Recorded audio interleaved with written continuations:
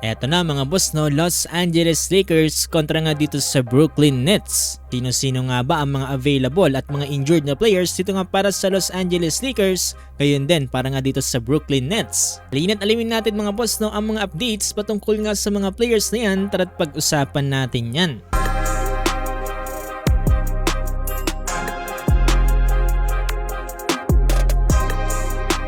So bukas na nga ulit mga boss no, ang laban dito ng Los Angeles Lakers, at ito naman mga boss no ay kontra naman dito sa Brooklyn Nets. So unahin muna natin mga boss no ang injury report patungkol nga dito sa Brooklyn Nets. Dalawang listed as out mga boss no dito nga para sa Nets, at ito ngay walang iba kundi itong si Trendon Watford at ang kanilang key player na si Cam Thomas. Dito sa report ng Clutch Sports, etong si Cam Thomas ay sigurado nang hindi makakapaglaro kontra nga sa magiging laban dito sa Lakers dahil nga sa kanyang injury na hamstring. Hindi ng kanyang teammate na si Watford na kung saan meron ding injury na hamstring at hindi rin makakapaglaro kontra nga dito sa Lakers. Kung dalawa nga lang dyan para sa Brooklyn Nets ay napakarami naman dito para sa Los Angeles Lakers.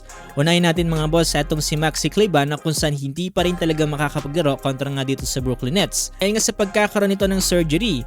Kaya na din itong si Rui Hachimura na hindi pa rin talaga makakapaglaro. Ayon yan mismo dito kay Coach JJ Redick dahil nga sa knee injury dito ni Rui Hachimura.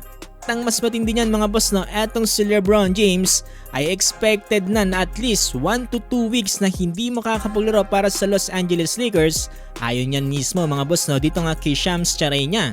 Mabigat-bigat yan mga boss no, dahil hindi pa natatapos dyan kay LeBron James ang injury report dito nga ng Lakers. Etong si Dorian Finney-Smith ay listed as out na nga rin dito para sa Los Angeles Lakers dahil nga yan sa kanyang ankle injury. Sa kabila niyan, medyo slightly good news naman para sa Lakers dahil itong si Jackson Hayes ay questionable na nga dito para sa Monday game kontra nga sa Nets.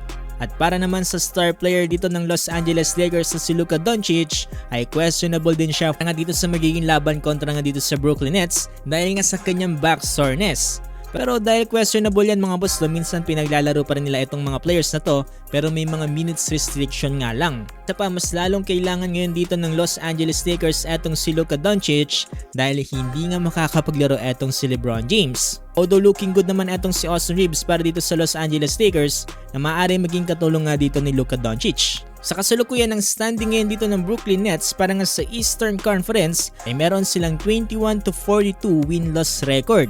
At nasa lose streak 7 na rin sila mga boss no, at pang number 12 nga dito sa standing.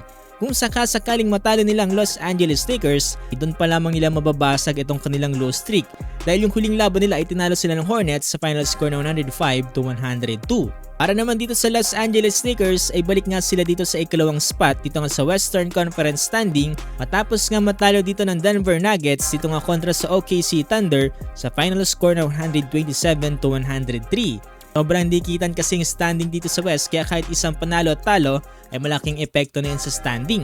So yan nga mga boss ang update natin patungkol nga dito sa mga players ng bawat teams.